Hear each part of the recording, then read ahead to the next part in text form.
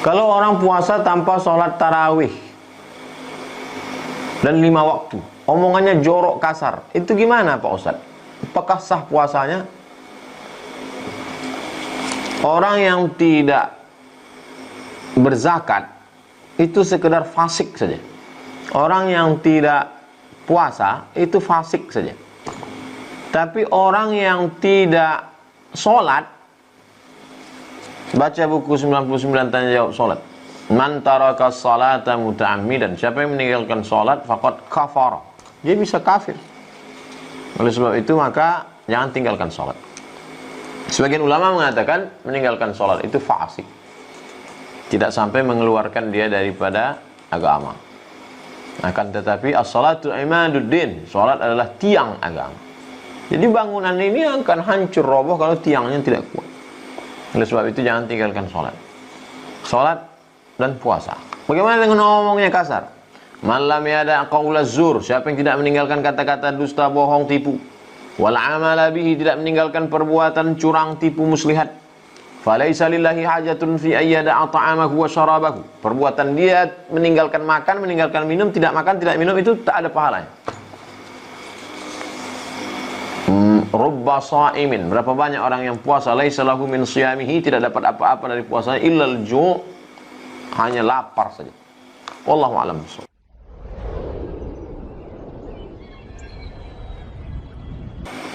Bagaimana hukum puasa sholat bagi wanita hamil tapi datang bulan?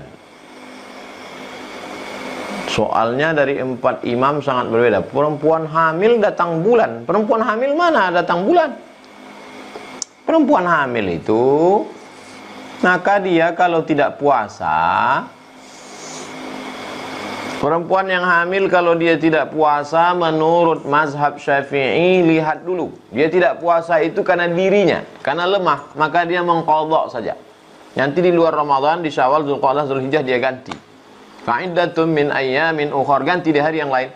Tapi kalau dia tidak puasa karena anaknya, janinnya lemah, bayinya sakit, maka dia mengganti puasa plus tambah lagi bayar fidyah.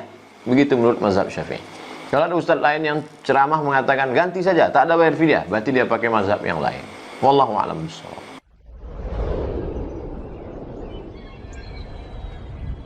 Apakah memakai obat tetes mata dapat membatalkan puasa? Obat tetes mata tidak membatalkan puasa. Obat tetes telinga tidak membatalkan puasa.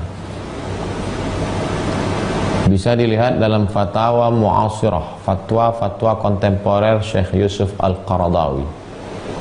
Adapun dulu kita kecil waktu mandi di sungai dipesankan awas nanti kalau masuk ke lubang telinga waktu mau menyelam pegang hidung, pegang telinga. Katanya nanti kalau masuk puasa batal. Karena memahami idkhalus syai' fil jauf, memasukkan sesuatu ke dalam rongga. Kalau masuk sesuatu ke dalam rongga maka batal puasa.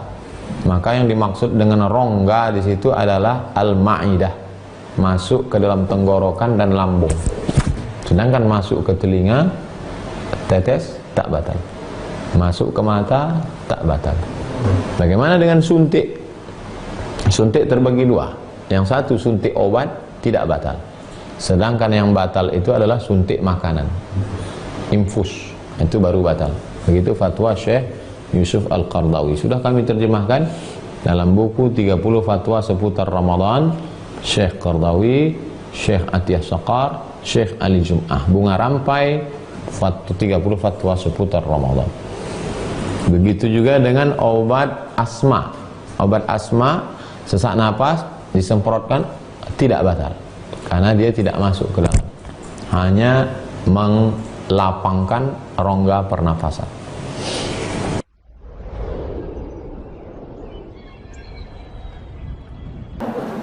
Tentang mandi besar bulan Ramadan,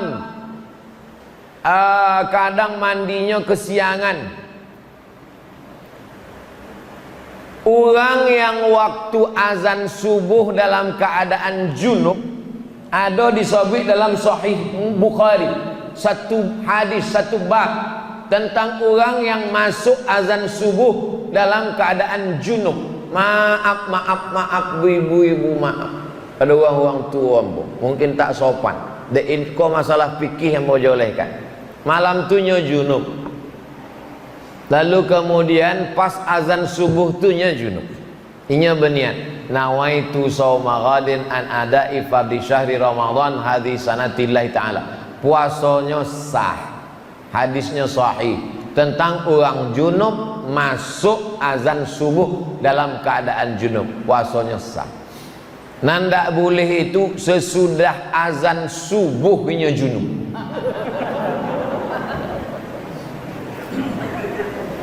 Kecuali mimpi, sebab mimpi bukan kuasanya. Loloknya lah itu mimpinya, junubnya sebab mimpi.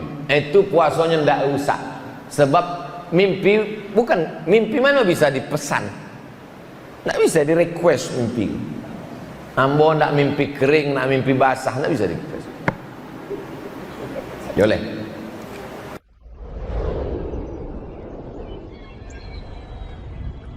Apa hukum mencicipi makanan bagi ibu-ibu yang memasak atau bagi laki-laki yang bekerja sebagai chef, tukang masak restoran? Ditanyakan kepada Syekh Abdul Aziz Ibnu Baz, Mufti Saudi Arabia, Syekh, apa hukumnya laki-laki mencicipi masakan kalau dia chef di restoran atau perempuan?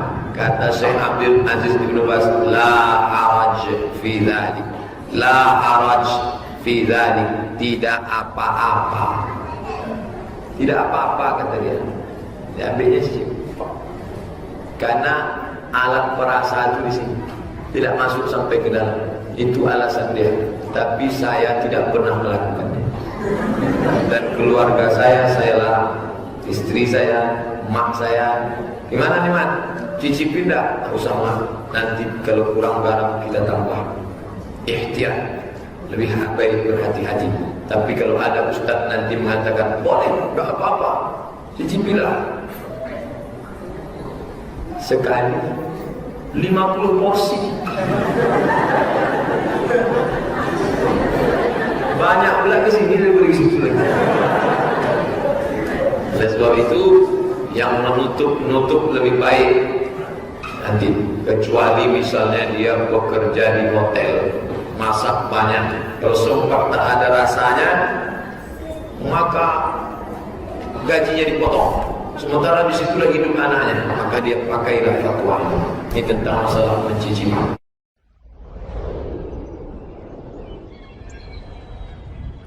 Bagaimana hukum ketika sahur tiba-tiba azan? Apakah makanannya harus dimuntahkan? Itulah gunanya imsak. Imsak. Pas sedang makan,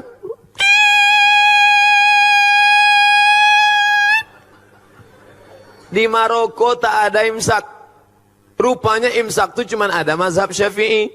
Maroko mazhabnya Maliki, tak ada. Jadi kami makan aja. Makan. Pas sedang makan, Allahu Akbar, Allahu Akbar.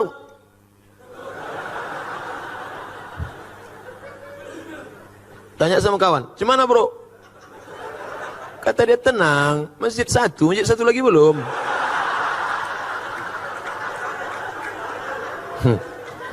Barulah saya paham makna imsak. Imsak itu artinya lampu kuning 10 menit, agak-agak 50 ayat sebelum azan subuh, mulut sudah steril, bersih. Tapi kalau suasana normal, kalau terbangunnya pas imsak karena lembur, capek, kerja, tugas banyak, pas terbangun imsak, apakah tak boleh makan? Boleh. Ambil nasi, gulai, sampodeh baung, sambal belacan, potai, ikan bilis, masukkan blender. Nah, dah tu ambil pipet 2. Nawaitu shauma ghadin ada ifal di syahri Ramadan hadisan.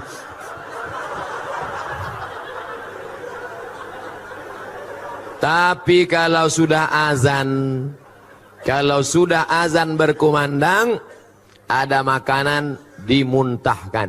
Karena kalau sampai dia telan waktu azan, karena azan sudah masuk waktu terlarang. Kulu, makanlah, washrabu, minumlah, hatta yatabayyana lakumul khaitul abyadu minal khaitil aswadi minal fajar, sampai terbit fajar. Terbit fajar azan subuh. Kalau sudah azan subuh, tekunya muntahkan. Jangan mentang-mentang ketua masjid ditelepon muazin. Jangan kau azan dulu ya. Bagaimana pendapat Ustadz bagi lansia yang tak mampu puasa, tak mampu membayar fidyah? Puasa, tak sanggup puasa, level 2, ganti di hari yang lain. Tak sanggup mengganti di hari yang lain, bayar fidyah. Tak sanggup bayar fidyah, dia menerima fidyah. Itu hebatnya orang Islam. Tinggi, bisa turun, bisa ditawar. Datang seorang laki-laki mengadu ke rumah Nabi, ya Rasulullah, celaka aku ya Rasulullah. Kenapa kau celaka? Maaf, berhubungan aku dengan istriku di siang Ramadan. Puasa engkau 60 hari kata Nabi. 60 hari kau puasa. Sedang 30 aku tak tahan. Kalau gitu kau kasih makan 60 fakir miskin. Aku tak ada ya Rasulullah, tak sanggup. Pergi Nabi ke belakang, diambil Nabi korma 1 karung. Nih korma 1 karung, kasih ke fakir miskin di kampungmu sana. Pergi bawa. Ya Rasulullah, aku yang paling miskin di kampung itu. Hatta badat nawajizuhu, Nabi tertawa sampai nampak gigi gerahamnya. Jadi jangan kalian bayangkan Nabi itu serius. Neraka, neraka. Nabi tersenyum hatta badat nawajizuhu, sampai nampak gigi geraham. Kata Nabi, menengok orang yang susah nekat tadi. Jadi tak ada di kampung tu lebih susah dari engkau. Tak ada ya Rasulullah. Ambillah kurma ni, bawa kasih anak bini di rumah. Kata Nabi. Itu. Jadi bagi yang tak sanggup, dia menerima sedekah kita.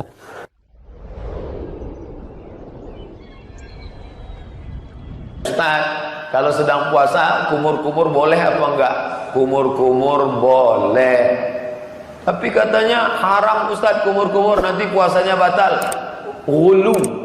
Ghulu itu bukan cuma sikap ekstrim beragama, ekstrim dalam berkumur-kumur. Itu yang tak boleh. Kalau sekedar kumur, yang ghulu itu kan,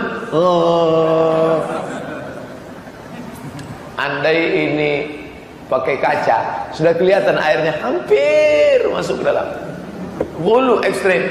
Makanya banyak kita lihat orang masuk kamar mandi, lalu kemudian dia tempat wudhu, dia ambil, hidupkan keran, ambil air, masuk.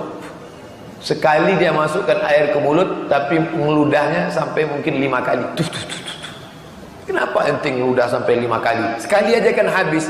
Saya takut air itu masuk membatalkan puasa saya.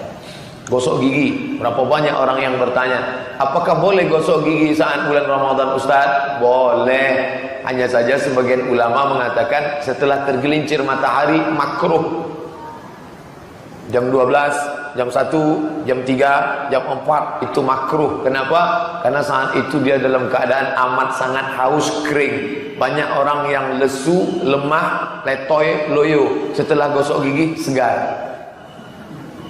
Maka dia khawatir puasanya batal. Maka puasa membuat kita menjadi takut kepada Allah Subhanahu wa taala. Semua ibadah itu mengajarkan takut. Salat, Allahu Akbar, takut.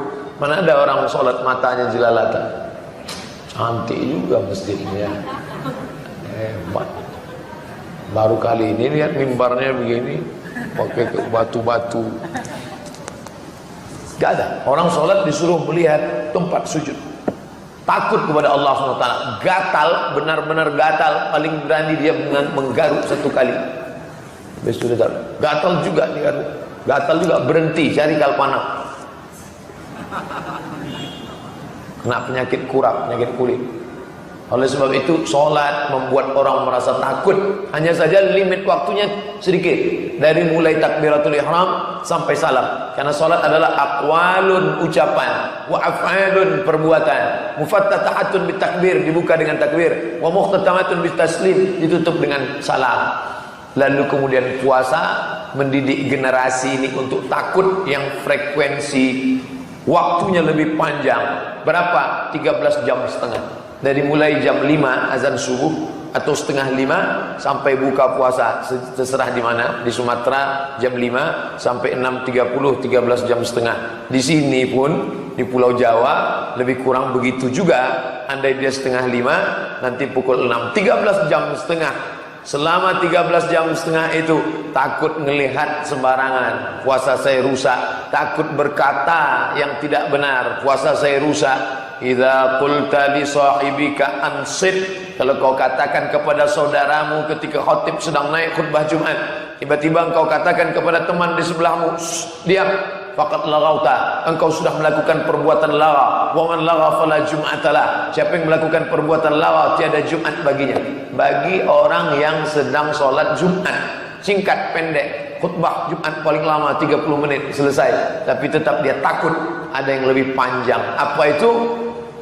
Idza syatamahu ahadun, engkau sedang puasa, tiba-tiba ada seseorang mengajak kamu kelahi, au qatalahu, atau mengajak engkau berperang, mengajak engkau berkelahi, mengeluarkan kata-kata, falyaqul, hendaklah engkau mengatakan inni shaim, inni shaim. Katakan 2 kali, inni shaim, inni shaim.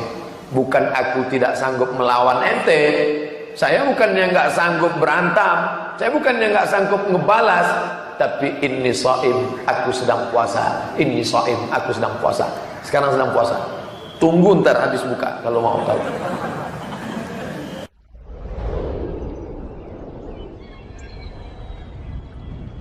Suntik. Nah, ini pasien banyak di atas suntik. Saya jangan disuntik, Mbak. Kenapa?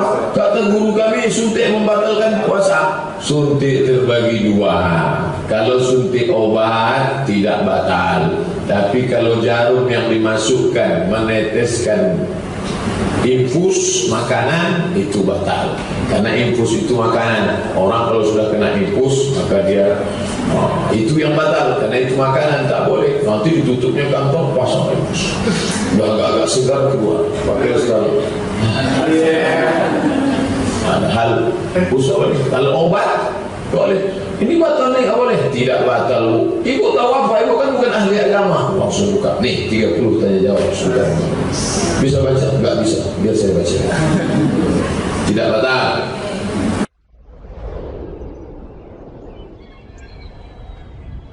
Dulu waktu kecil-kecil katanya kalau mandi sungai tutup telinga. Kalau air masuk batal. Waktu mandi ke sungai katanya tutup mata. Kalau air masuk batal. Pokoknya asal masuk sesuatu ke dalam lubang batal. Korek hidung batal. Korek telinga batal. Kalau mandi ke sungai tutup di sungai batal. Nah, katanya kalau anginnya keluar nanti masuk air ke dalam. Batal. Ini datang dari mana ini cerita ini? Ini namanya idkhalu syai' ilal jawf. Memang ada dalam kitab fikih salah satu yang membatalkan puasa katanya idkhalu syai' ilal jawf, memasukkan sesuatu ke rongga. Dia tidak paham maknanya, dia baca saja memasukkan sesuatu ke rongga. Sesuatu kelingking ke rongga batal, batal, batal. Bukan itu maknanya.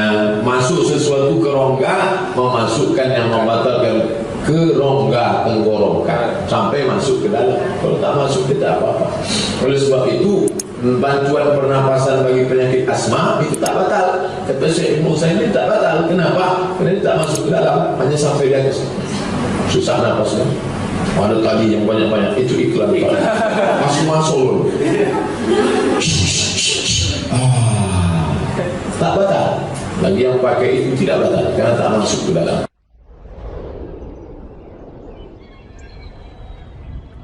Celak, katanya celak, pakai celak, masuk ke kelopak mata, batal puasanya. Tidak, bukan itu maknanya. Suntik, tetes telinga, korek hidung, tidak. Ada ustaz yang bilang kalau ngupil batal, ngupil sambil minum.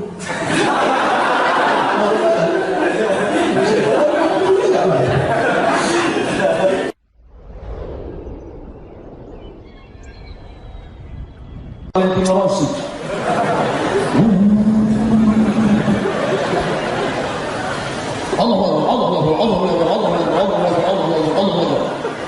Nabi menyuruh ulang, irji' ila salat salatika fa innaka lam tusalli, ulangi salatmu karena kau belum salat. Irji ila salatika fa innaka lam tusalli, ulangi salatmu karena kau belum salat.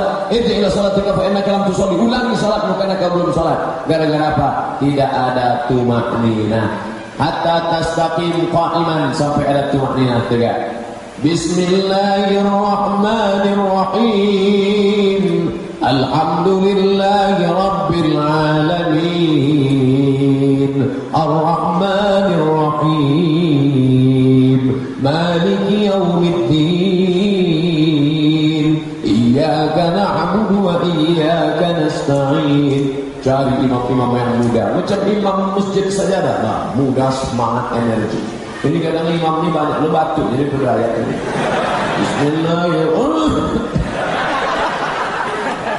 Ghairil maghdubi alaihim waladdallin. Amin. Bismillahirrahmanirrahim. Yasin. Allahu Akbar. Oh, panjang. Yang kedua, Nun. Allahu Akbar. Menyambut syarat dulu. Nah, jadi Ramadan ini kita bahaskan tarawih. Bacaannya lebih panjang, lebih bagus. Ketika diundanglah imam tarawih di Masjid Raya Senapelan. Masjid Raya Senapelan, kalau bisa adik-adik anak muda kalian agak satu malam sholat di sana sekali, jadilah semalam aja merasakan bagaimana sholatnya bersama Ubay bin Ka'ab, satu juz satu malam. Bisa tiap malam, mantap. Beberapa anak muda kirim SMS sama saya, mohon maaf Pak Ustadz, kami mohon izin gak bisa ikut ceramah Ustadz kemana-mana masjid. Kenapa? Karena kami mau ikut tiap malam satu juz dan kami mau menghatamkan tegak mendengar bacaan Al-Quran di Masjid Raya Senapelan. Masjid yang dibangun oleh Sultan Kerajaan Siak Sri Indrapura, Sultan Abdul Jalil tahun 1762. Masjid tertua. Sholat kalian sana. Menangis imam pun baca, kullama nadijas juluduhum badalna juludan ghayraha liyadhuqul azab. Ketika kulit mereka terbakar, hancur, hangus, kami ganti dengan kulit yang baru supaya mereka merasakan azab. Setuju semua. Imamnya dari Palestina, imam pemain naturalisasi. Imam Palestina. Imam Palestina itu hafal Quran. Asal dipejamnya matanya nampaknya langsung Al-Baqarah, Al-Maidah, Al-Imran, An-Nisa, Al-Muhammad. Ketika pejam, tak apa nampak. Jadi kliknya Al-Baqarah muncul, dikliknya Ali Imran muncul, dikliknya An-Nisa muncul, diklik Al-Maidah. Awak klik An-Nisa, datang polisi. Klik Al-Baqarah, datang sapi betina. Allah. Hafal Quran. Mudah-mudahan anak-anak awak hafal Quran. Kalau anak sudah hafal Quran, ibu-ibu jangan lagi membuka aurat. Karena orang yang hafal Quran itu tak boleh tengok perempuan buka aurat. Asal terbuka aurat, hilang 2 halaman. Terbuka aurat, hilang. Saya bawalah imam Masjid Raya dari rumah sakit Zainab, mau balik. Rupanya dia mau beli roti untuk sarapan pagi. Imam ini tak bisa makan lontong sayur, cerai. Ini biasa sarapan roti. Roti yang paling enak itulah di Jalan Sudirman. Penjaga toko roti ini pakai rok pendek.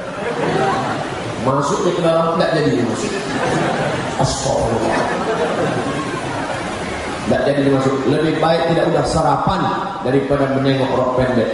Hilang hafalan. Nanti malam mau jadi imam tarawih, hilang error. Hek. Datang Ustaz Somad masuk boleh. Tanya berjamaah, Ustaz tak takut apalagi hilang, dah lama hilang. Klik kanan, cek properties empty. Anak-anak kita ini hijau, jangan rusak kepalanya dengan rok pendek, jangan rusak kepalanya dengan baju you can see. You kamu kan bisa menengok, kamu bisa menengok ketiak ini saya. Nampak kok dok ketiak. Leher untung. Kalau aku menengok ketiak gua tidak lalu makan. Pakai lipstick dipasang ada turun. Tak lekat lagi. Nauzubillah. Oleh sebab itu maka jaga adik perempuan kita, suruh dia. Kamu ketika memakai jilbab panjang, Memakai baju panjang, memakai baju kurung bukan menjaga dirimu, tapi engkau sedang menjaga mata dan hati orang lain. Banyak orang-orang hafal Quran hilang. Ini bukan baru, sudah banyak kalau tahfiz Quran. Ini bulan puasa pakai celana sempit. Bulan puasa pakai celana sempit, hilang pahala puasa. Banyak atu masuk parit naik Honda ini.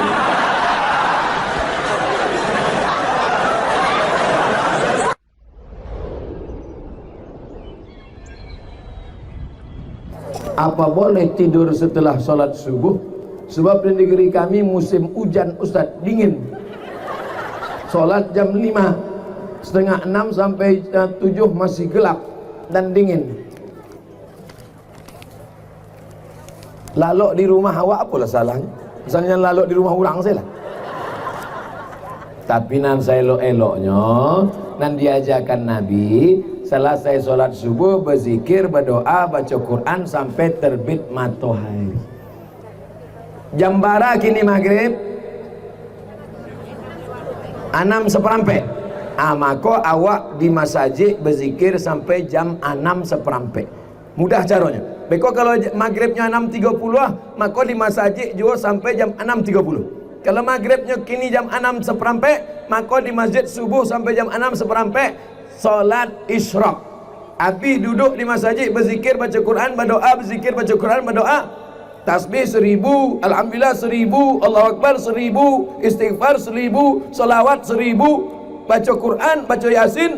6:15 usolli sunnatal isyraq rakaat ini lillahi ta'ala, baru pulang ke rumah. Itu yang paling rancak. Tapi kalau ada orang habis sholat subuh laloknya ndak ba'a. Cuma kecek beberapa dokter, kalau terlalu sering tidur setelah subuh nanti terkena stroke ringan.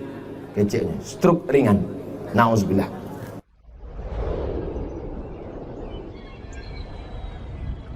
Apa keutamaan malam nuzul Quran?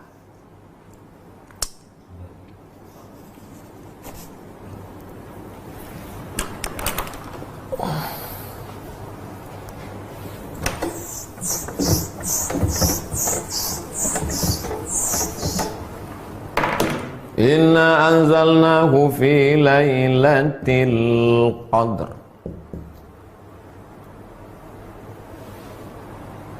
Qadr. 1. Fulanun lahu qadr. Si fulan itu punya qadar, artinya mulia.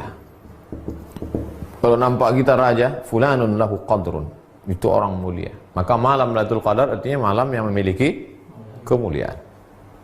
2.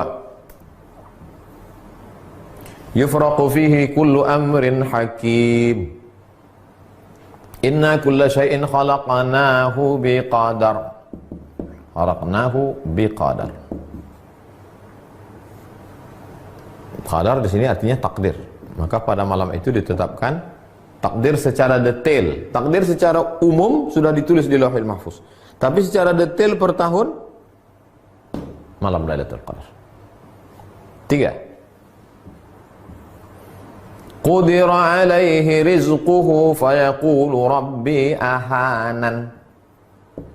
Qudira alaihi rizquhu. Siapa yang disempitkan rezekinya? Jadi malam Lailatul Qadar disebut dengan malam sempit. Kenapa disebut malam Qadar itu malam sempit? Kalaulah malaikat itu berbentuk fisik, turun semua malaikat malam itu, dunia ini sempit. Syukurnya malaikat itu berbentuk nur, cahaya. Sehingga kalau kita kumpulkan di ruangan ini cahaya yang 100 watt, 500 watt, dia tidak mengambil, terang benderang. Itulah maka ketika pagi, salamun hiya hatta matla'il fajr, sampai terbit fajar. Fajar itu maksudnya azan subuh. Habis azan subuh habis, terbit matahari, redup. Kenapa matahari redup? Karena cahaya malaikat yang naik. Kemarin nampak saya redup Pak Ustaz di Riau, berarti Lailatul Qadar. Enggak, itu asap. Nah, 3. 4.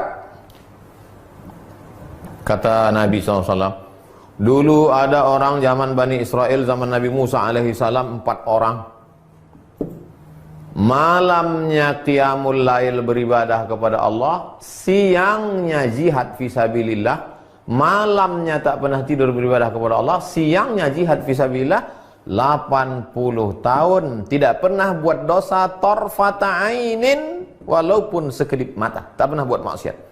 Mendengar cerita itu, sahabat semuanya menunduk, lesu. Kenapa lesu? 80 tahun tak pernah buat dosa, ibadahnya malam qiyamul lail, siang jihad. Kita umur tak sampai 80, malam tidur, siang pun tidur juga. Maka menengok sahabat lesu sedih itu, turunlah ayat, inna anzalnahu fi lailatul qadar. Kami turunkan Lailatul Qadar. Lailatul Qadri khairum min alfi syahrin. Lailatul Qadar lebih baik daripada 1000 bulan. 1000 bulan itu lebih dari 80 sekian tahun. Lebih. Tapi sebetulnya makna alfu adalah angka tertinggi dalam bahasa Arab. Alfu 1000. Makanya parfum yang paling wangi 1000 bunga, kata dia. Alfu Zahra.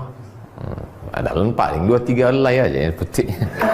Apa ini? Alfu Zahra, katanya, 1000 bunga. Makna alfu di situ artinya kalian sedih karena Bani Israel 80 tahun, kalian tak ada terhitung. Alfu syahr. Itulah diantara kemuliaan malam Lailatul Qadar. Kenapa Pak Ustadz di Indonesia malam 17, sementara katanya 10 terakhir?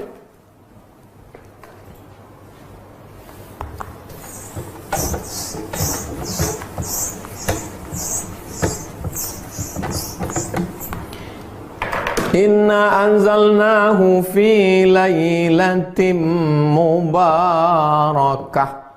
Kami turunkan Al-Quran itu pada suatu malam yang penuh berkah.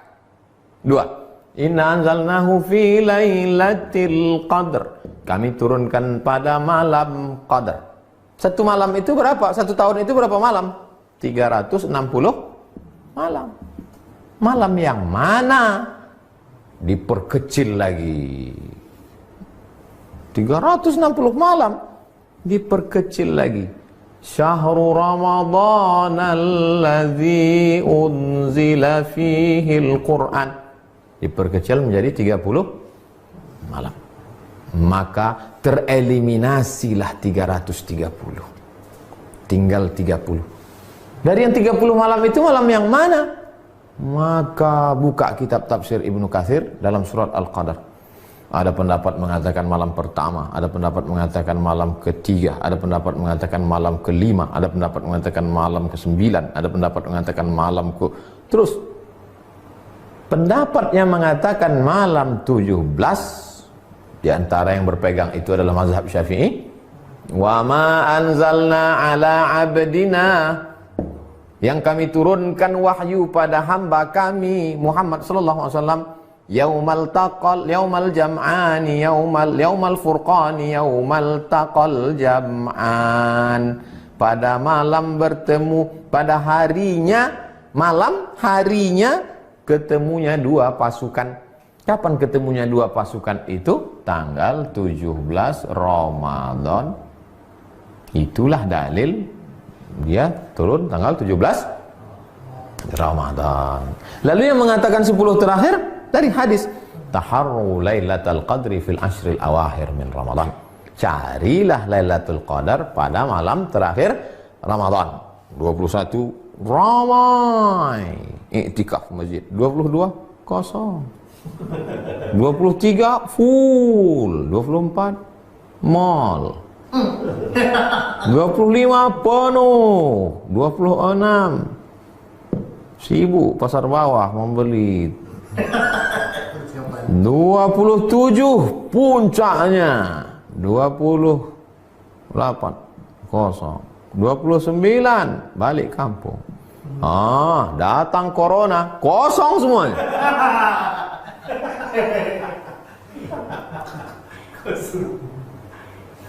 Lalu kemudian diperkecil lagi menjadi 10 berdasarkan kata Nabi. Karena Rasulullah SAW pada Nabi SAW pada malam 10 terakhir Ramadan, aiqadha ahlahu, dibangunkannya istrinya, syadda mi'zarahu, ikat sarungnya, maksudnya dia balik lebih banyak beribadah, iktikaf. Itulah dalil yang mengkhususkan 10 terakhir. Malam 27 hadis Nabi. Tapi ini semuanya adalah prediksi. Buka tafsir Al-Kabir Imam Fakhruddin Ar-Razi, tafsir Ar-Razi, Mafatihul Ghaib, kunci-kunci ghaib, pada ayat surat Al-Qadar. Di penutup itu dia sebutkan, Allah tidak sebutkan siapa yang dapat taubat nasuhah. Allah tidak sebutkan siapa yang dapat haji mabrur. Allah tak sebutkan siapa yang dapat sholat wusta. Allah tak sebutkan siapa yang dapat Lailatul Qadar. Supaya apa? Supaya kita tetap senantiasa berharap. Berharap itu bahasa Arabnya ar-raja.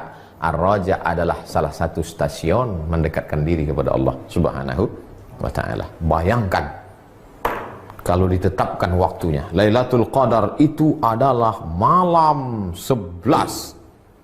Maka malam 11 itu aja lah orang ramai. Malam lain kosong. Atau ada satu orang yang dapat ilham malam-malam. Kau sudah dapat Lailatul Qadar. Sampai mati tak ke masjid lagi. Pak Haji tak ke masjid. Udah dapat Lailatul Qadar dah.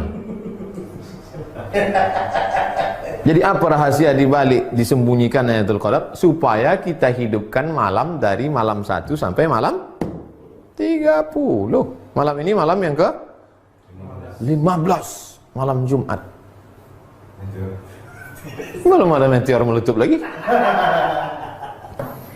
Isi aja malam 16, besok malam 16, malam 17, malam 18 sampai ke malam 30.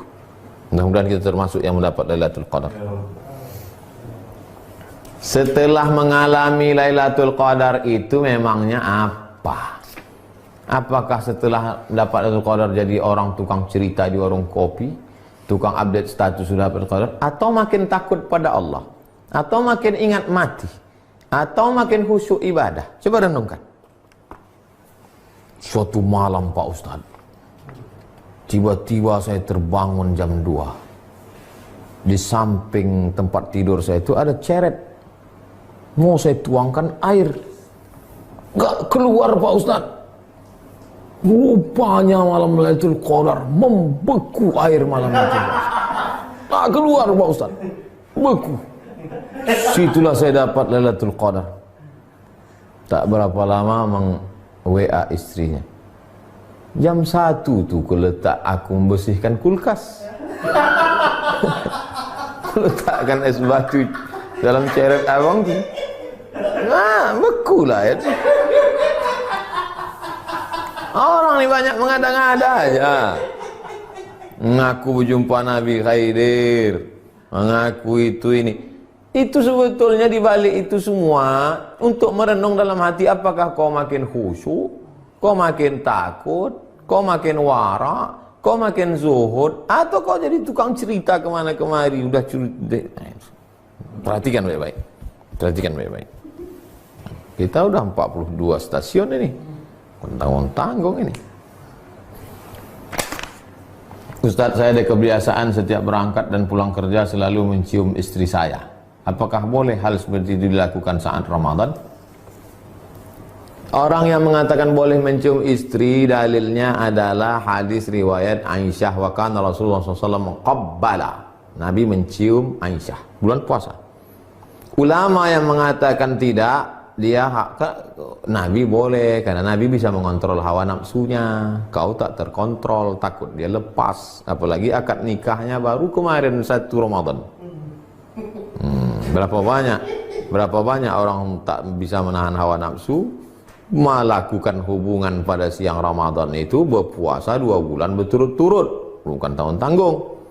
Yang jalan tengah, kalau dia bisa menjaga hanya sekedar kasih sayang, boleh. Tapi kalau yang tak bisa, maka dia jaga dirinya. Itu tentang mencium istri pada bulan Ramadan.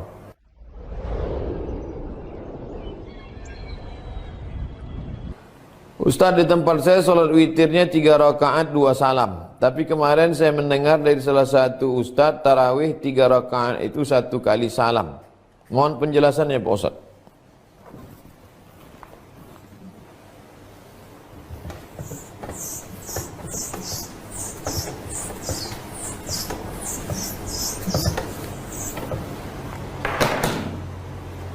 Versi 1, 3 rakaat 1 salam,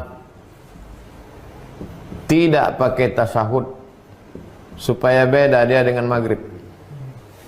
Versi 2, 2 rakaat 1 salam, tambah 1 rakaat 1 salam, sama dengan 3 rakaat 2 salam.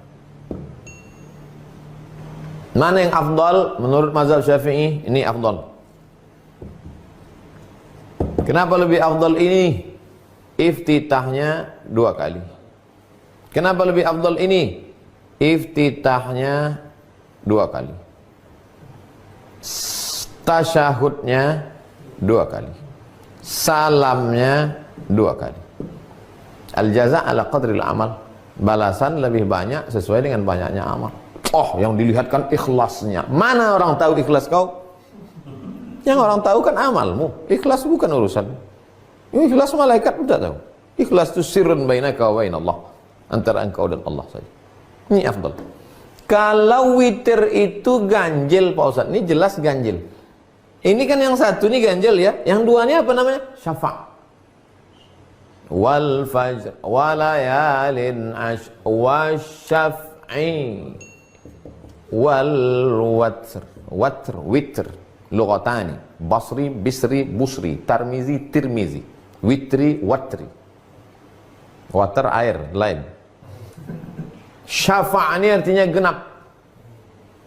Witr ini artinya ganjil. Tapi dia masih sepaket. Jadi usollinya gimana? Usolli sunnata syaf'i ma'al witri. Enggak paham Pak Ustaz? Aku niat aja witr. Masih sepaket dia. Dah? Jelas? Nyambek lagi gara-gara witr. Ustaz pakai yang mana? Kalau saya ceramah di masjid, saya pakai ini. Karena itu biasa selalu dilakukan masyarakat. Tapi kalau saya sendiri atau di masjid yang biasa 21, pakai ini. Kalau mengantuk, pakai ini.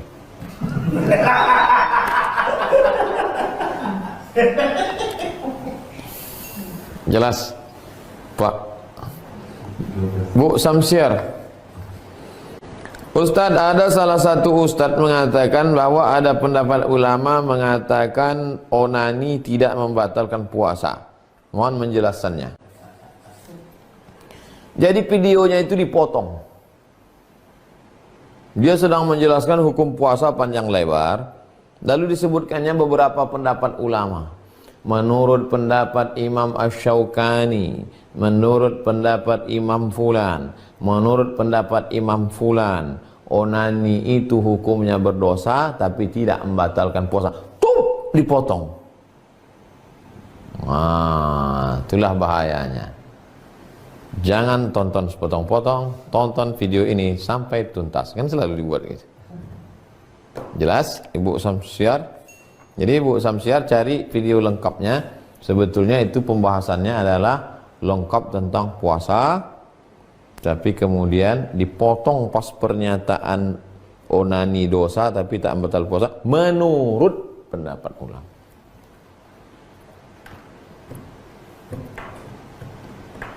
Dulu sebelum dia taubat, itu pun dipotongnya juga ayat. Yang penyair ilahi lastulil firdausi ahla wala aqwa ala naril jahimi. Itu setelah dia taubat itu. Sebelum dia taubat dia bersyair juga. Apa kata dia? Lupa saya syairnya, terjemahannya. Aku minum-minum khamar ini karena Allah berkata celakalah orang yang sholat. Tak ada orang Allah mengatakan celaka orang minum khamar. Itulah maka aku mabuk. Kenapa kau mabuk? Karena Allah mengatakan yang celaka itu orang sholat. Fawailul lil musallin. Maka aku tak sholat. Setelah dia bertobat, minta ampun kepada Allah. Jadi cerita masalah orang motong-motong ini dari dulu. Ayat Quran aja dipotongnya, apalagi video ceramah orang.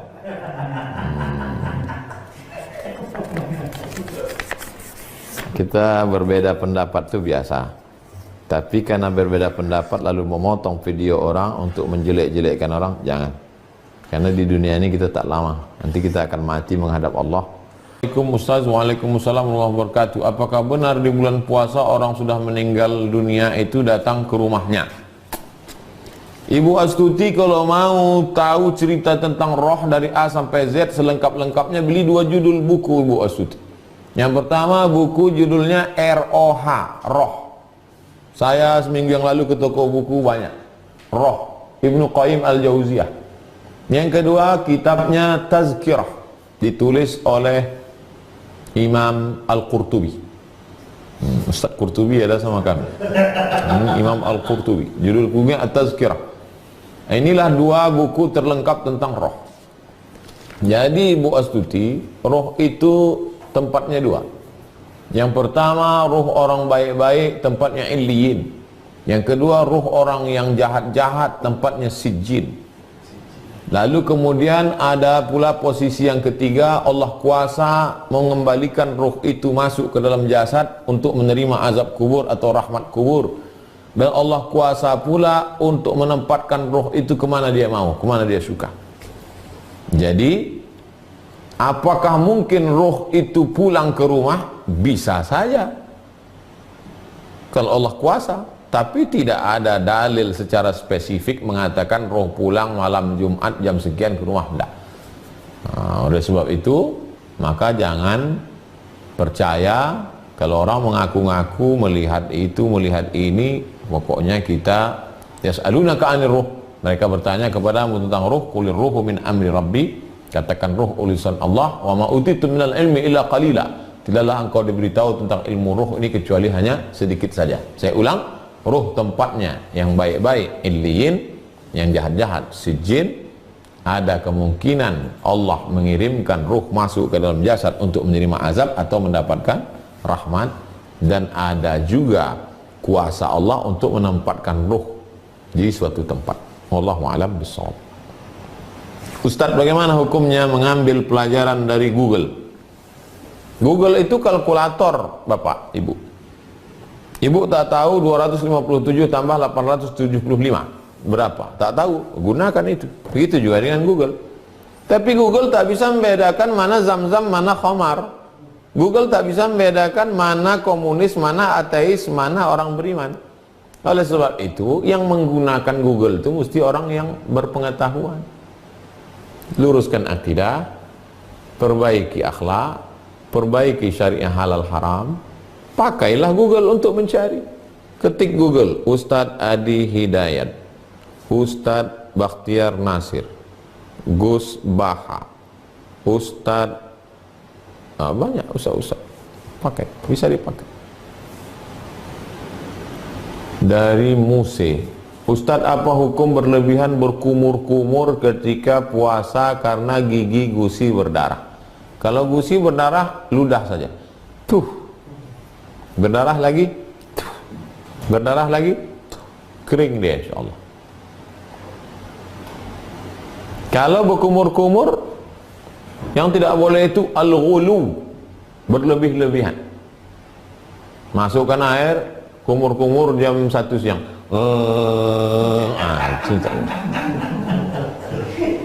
Kalau kumur-kumur tak apa-apa. Tapi saya pribadi, saya dari pagi subuh sampai ke maghrib, sebelum azan subuh tuh gosok gigi. Habis sahur, sebelum azan subuh tuh gosok gigi bersih, lama-lama supaya bersih, habis itu udah. Karena kalau masuk air nih datang was-was, datang tetelan agak. Sebaiknya hindari. Ludahkan saja, ludah. Kumur-kumur boleh, tak masalah. Tapi jangan sampai ghulu, berlampau sampai masuk. Nauzubillah. Ustaz, adakah amalan lain selain menjadi hafiz Quran untuk memuliakan orang tua di akhirat?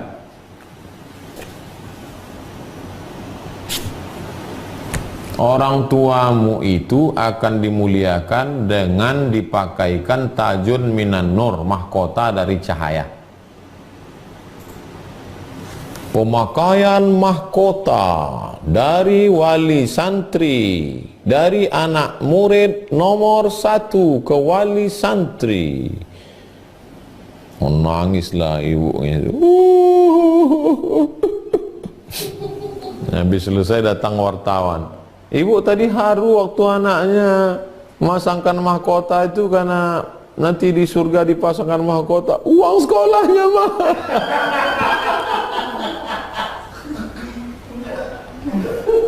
Itu salah satunya, Pak. Bahwa nanti ibu-ibu akan diberikan tajun minan nur, mahkota dari cahaya. Apakah amalan itu saja? Tidak. Amalan yang lain. Amalan bersedekah, membangun masjid. Enaknya punya anak soleh, semua amalan anak itu diterima orang tua. Menyantuni anak yatim. Anak itu soleh bisa memberikan syafaat, karena ada syafaat orang beriman. Jadi tidak hanya menghafal Quran. Assalamualaikum Ustaz. Waalaikumsalam warahmatullahi wabarakatuh. Soalan saya, apakah doa dulu atau ikhtiar dulu? Doa itu tidak rukun, tidak syarat, tidak wajib. Nah, jadi dia tidak rukun, tidak syarat, tidak wajib.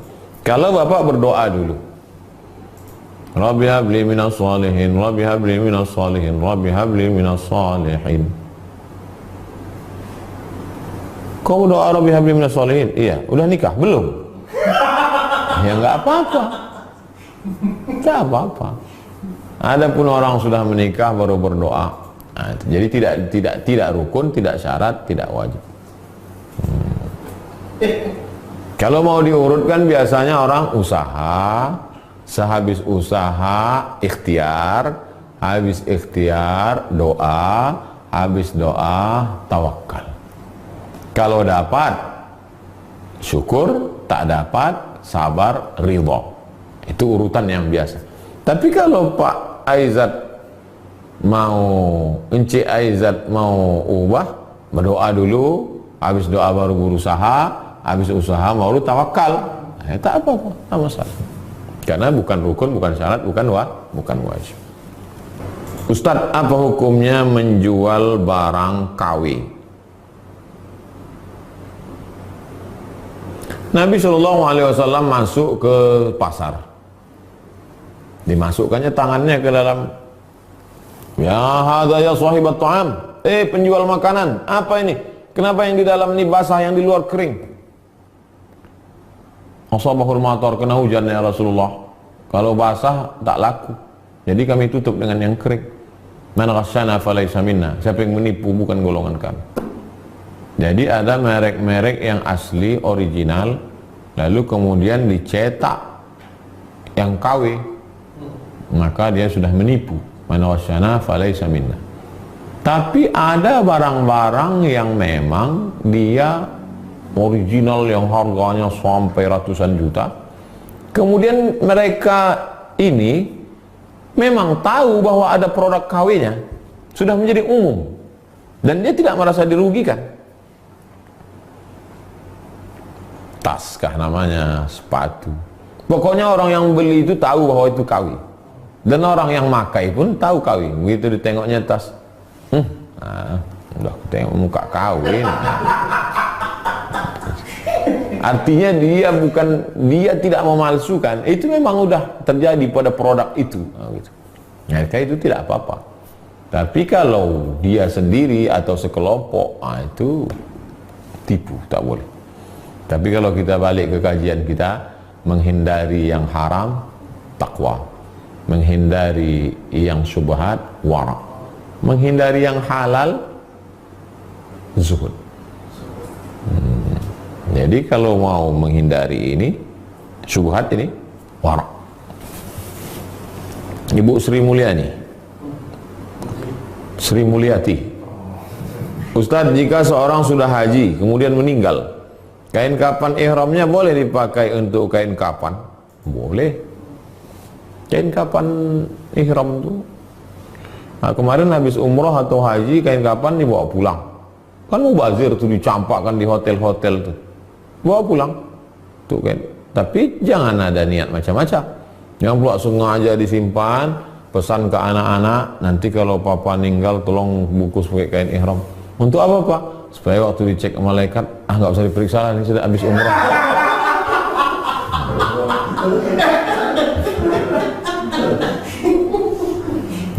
Jangan mengakal-akali malaikat.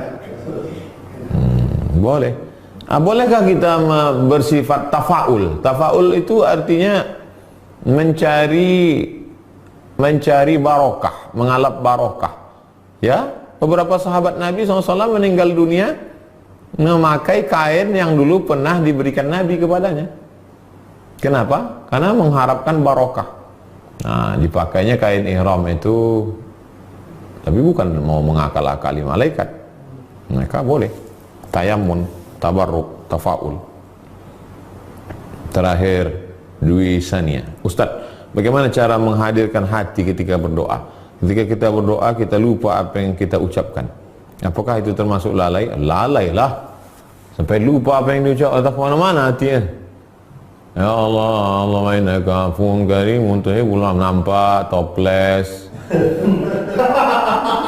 Toples tempat kue hari raya. Allahumma innaka afuwwun tuhibbul afwa, nampak pasar bawah. Allahumma innaka afuwwun. Itu namanya hati tak hadir, teman. Maka sebelum berdoa itu istighfar dulu. Astaghfirullahaladzim, astaghfirullahaladzim, astaghfirullahaladzim alladzi la ilaha illa huwal qayyum wa atubu ilaih. Ini hati kita. Ini cawannya. Isi cawan itu pergi kita kemana-mana, terbang. Balikkan dia dulu, letakkan dia dulu dalam. Dah. Baru doa kepada Allah. Ya Allah, ya Rabb. Entah kemana-mana.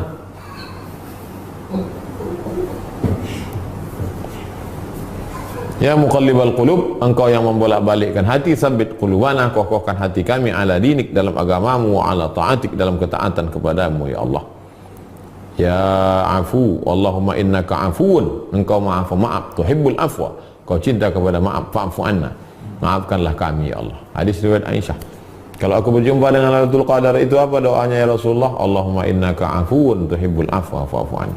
Jangan lupa tiap malam baca Allahumma innaka afuun tuhibbul afwa fa'fu anna. Assalamualaikum Ustaz. Waalaikumsalam. Apa hukumnya berimpak tanpa sepengetahuan suami? Duitnya duit siapa? Yang punya sawit ibu. Hasil dari kerja keras ibu, atau hasil dari warisan ayah ibu, maka ibu boleh memakai duit itu untuk apapun tanpa izin suami, karena itu milik ibu. Kalaupun ibu ngomong bicara ke suami, itu hanya sekedar adab. Si suami pun mesti sadar diri, tahu diuntung. Bang, ambo bersedekah ya, dia tinggal ngangguk aja. Karena itu bukan punyanya. Jadi suami jangan tak tahu diri. Kau adalah istriku, sawitmu adalah sawitku, gotahmu adalah gotahku, mobilmu adalah mobilku, karena surgamu di bawah tapak kakiku. Kata siapa bodoh? Tidak paham.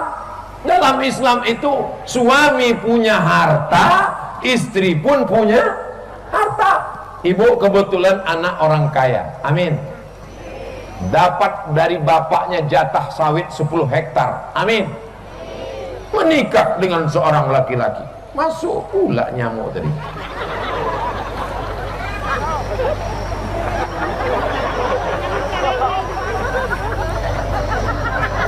Sepuluh hektar sawit punya ibu, nikah dengan seorang suami.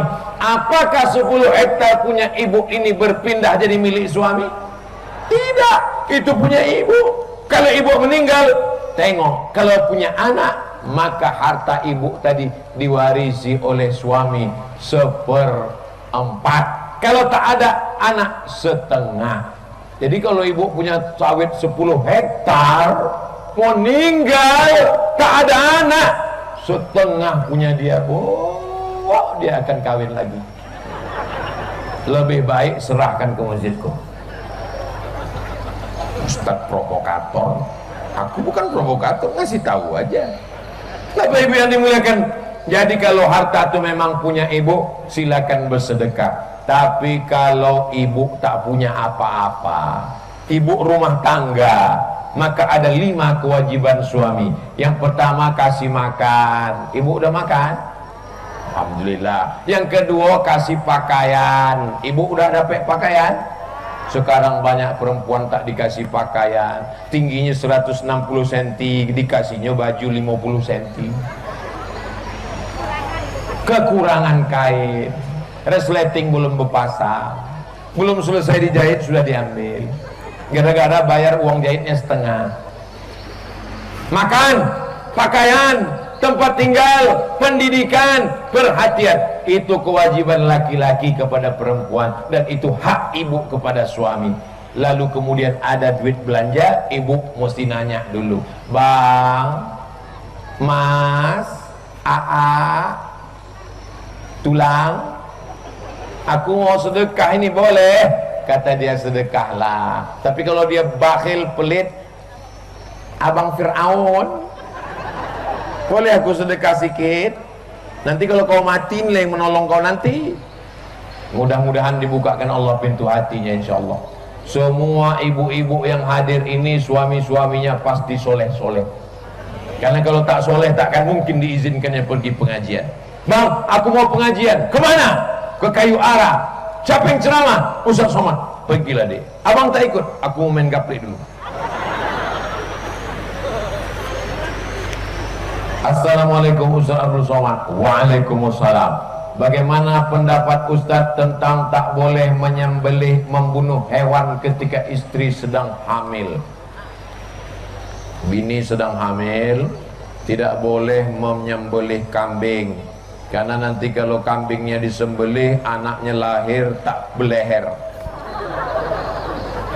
Tak boleh membunuh ayam, nanti kalau ayamnya dibunuh, anaknya mati, maka rusak tauhidnya kepada Allah. La ilaha illallah huwa dharru, Allah yang mendatangkan mudarat. Huwa nafi'u, Allah yang mendatangkan manfaat. Assalamualaikum warahmatullahi wabarakatuh. Assalamualaikum warahmatullahi wabarakatuh. Assalamualaikum. Aduh, apa? Saya baru melanggar kucing. Katanya kucing ini mesti saya balut dengan baju saya kubur. Kalau tidak nanti saya akan kecelakaan. Wah, ambe Tuhan atau berhantu? Tidak ada apa-apa. Ambil air wudhu, sholat, la ilaha illallah Muhammadur Rasulullah. Iyamsaskallahu bidurrin fala kashifalahu illahu.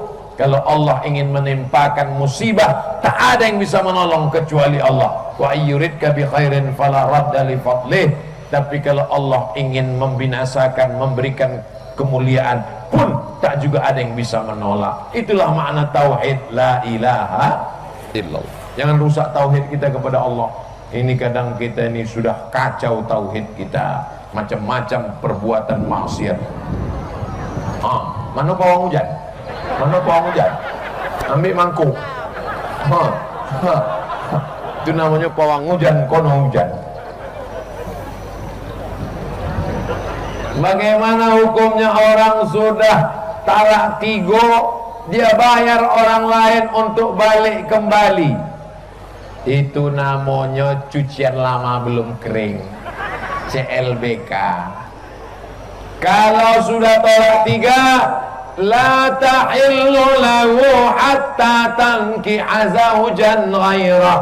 Tidak boleh balik ke istri yang ditolak 3 sampai dia nikah dengan laki-laki lain. Maka zaman dulu disebut dengan nikah Cino Buto. Pernah dengar istilah nikah Cino Buto? Dicari Cino-Cino di kampung yang buto, diupahnya. Kok Buto, siko mau nikah sama istri saya, tapi jangan orang pogang-pogang. Oi katanya. Itulah asal muasal nikah Cino Buto. La'anallahul muhallil wal muhallalah. Allah melaknat laki-laki yang membayar laki-laki lain untuk menikahi istrinya tolak 3 karena supaya halal. Yang membayar kena laknat, yang dibayar pun kena laknat. Makanya pikir dulu pendapatan, sesal kemudian tiada berguna. Ini kadang laki-laki kalau sudah bohongi mau ngamuk langsung tolak 1000. Tak boleh begitu, ada prosesnya panjang. Bukan asal mengamuk sedikit. Terlambat kopi datang, tolak 1.500. Terlambat sarapan pagi datang, tolak sebanyak bintang di langit. Terlambat nasi goreng datang, tolak sebanyak bulu kambing. Itu bisa jatuh talak 3. Na'udzubillah. Ketek-ketek aja koteh di kayu arang. Pak Ustadz, berapa bagian zakat untuk amil zakat? 1/8. Innamas shadaqatu lil fuqara wal masakin wal amilina 'alaiha wal muallafati qulubuhum wa fir riqab wal gharimin wa fi sabilillah wa banis sabil. Kalau lembaga zakatnya Godang, Basnas Kabupaten Pelalawan, fakir, miskin, amil. Tapi kalau amil zakat fitrah awak di kampung, maka baginya bukan 1/8, dimusyawarahkan. Musyawarah alim ulama, maka diputuskanlah. Tidak bisa per kepala, karena kalau per kepala nanti yang suami miskin, anak miskin, istri miskin, di rumah itu ada 10 kepala, maka dia bisa berasnya lebih banyak. Tidak pula pakai persentase 1/8, karena nanti fakir miskinnya 200 orang, amilnya 2 orang, amil jadi kayu mendadak gara-gara itu. Maka dimusyawarahkan, oh bapak ini fakir miskin, suami sama istri, ini bagiannya sekian. Ini fakir miskin tapi lebih banyak, karena ada suami, ada istri, anaknya 7. Oh, ini amil ini kerjanya berat, itu dimusyawarahkan kalau lembaganya sedikit. Tapi kalau untuk Basnas Kabupaten, Basnas Provinsi, maka itu diberikan 1/8. Begitu cara membagi. Tapi kalau untuk amil masjid kita kecil, lingkungan, itu dimusyawarahkan nanti waktu pembagian amil zakat fitrah di akhir Ramadan, insyaallah. Musyawarahkan, libatkan Bapak Kapolsek. Kalau ada yang mengamuk, tangkap Pak. Bagaimana cara pembagian zakat yang benar? Apabila dia orang miskin, dia juga fisabilillah, apakah pembagiannya dipilih dari salah satu atau dari kedua-duanya? Bagaimana nih Pak Ustadz? Apabila suami istri adalah fisabilillah, guru ngaji, apakah dipilih salah satu saja atau dua-duanya? Awak tinggal di masyarakat kecil, ada amil, ada guru ngaji, masukkan fisabilillah, ada pula di situ fakir miskin. Tidak bisa per kepala. Kalau dibagi per kepala 10 kilogram per kepala, karena fakir 10 kilo, karena amil 20 kilo, karena fisabilillah 30 kilo. Yang ini cuma dapat 10, tak adil. Maka prinsipnya keadilan dimusyawarahkan. Mirip macam pertanyaan nomor 1 tadi.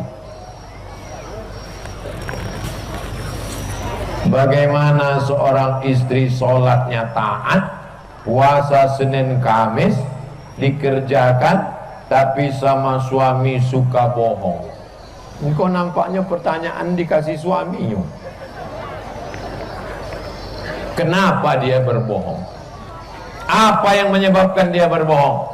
Oh, dia selingkuh Pak Ustadz, maka perbuatannya nusyuz. Oh, dia berbohong karena suami pelit, maka datang seorang perempuan mengadu kepada Nabi Muhammad sallallahu alaihi wasallam. Namanya Hindun. Nabi sedang duduk di atas bukit Sofa. Apa kata Nabi? Ya Rasulullah, inna Aba Sufyan rajulun syahid. Suami saya orangnya pelit, bakhil. Boleh saya ambil duit belanja di kantongnya ya Rasulullah? Kata Nabi, ambillah mencukupi kebutuhanmu. Jadi kalau kebutuhan sehari-hari di kerumutan, di kayu arani sebulannya 2 juta, suami cuma ngasih 200.000, ibu boleh mengambil 1.800.000 dari kantongnya. Itu bukan bohong, itu memang kebutuhan yang mendasar pokok. Tapi kalau dia sudah kasih 3 juta, maka tak boleh diambil lebih. Kalau mengambil berarti bohong, dusta, tipu, maling, mencuri. Ingat, sekali bohong akan ditutupi oleh bohong-bohong berikutnya. Orang sekali berdusta, dia akan menutupi dusta yang pertama dengan 100 dusta berikutnya. Karena pertanyaannya umum, saya jawab dengan umum. Pertanyaan terakhir, apa benar apabila kita puasa di 7 hari di bulan Rajab maka tertutup 7 pintu neraka? Apabila kita berpuasa 8 hari maka terbuka pintu surga? Hadisnya tidak sahih. Hadis yang sahih tentang bulan Rajab, bahwa bulan Rajab bulan haram, 4 bulan mulia, Zulqa'dah, Zulhijjah, Muharram dan Rajab. Siapa yang berpuasa di bulan Rajab maka bagus. Hadis tentang bulan Rajab umum dalam kitab Musnad Ahmad bin Hanbal. Wa minal hurumi fasum, di bulan-bulan haram maka berpuasalah engkau. Zulqa'dah, Zulhijjah, Muharram, Rajab. Siapa yang puasa bulan Rajab bagus. Yang tak puasa bulan Rajab tak apa-apa, karena sunat. Jangan berpegang kepada hadis-hadis yang tidak sahih. Mudah-mudahan kita termasuk orang yang istiqomah beramal soleh, insya Allah. Selamat menunaikan ibadah puasa Ramadan. Perbanyak solat malam, tahajud, witir. Perbanyak membaca Quran, khatamkan Al-Quran. Jangan sampai lupa tetap bersodakoh, zakat bayar, infak, zakat sawit, zakat tabung, zakat gaji, zakat emas 2,5%. Kalau ada di antara bapak ibu yang emasnya, yang tabungannya 100 juta, insya Allah masing-masing punya duit 100 juta, amin. Zakatnya 2,5 juta. Mudah-mudahan masing-masing punya duit 1 miliar, amin. Zakatnya 25 juta. Apakah boleh duit zakat untuk pembangunan masjid? Boleh, serahkan. Tapi jangan sampai fakir miskin tak makan gara-gara ini. Nanti saya dituntut di hadapan Allah. Lalu zakat masjid ini masuk asnaf apa? Masuknya fi sabilillah. Karena jalan untuk menolong agama Allah banyak. Salah satu jalan menolong agama Allah adalah membangun masjid. Itulah mengapa guru mengaji, imam, khatib, guru agama bisa dikasih zakat dari asnaf fi sabilillah. Mahasiswa kita yang belajar di Mesir dapat zakat dari asnaf fi sabilillah.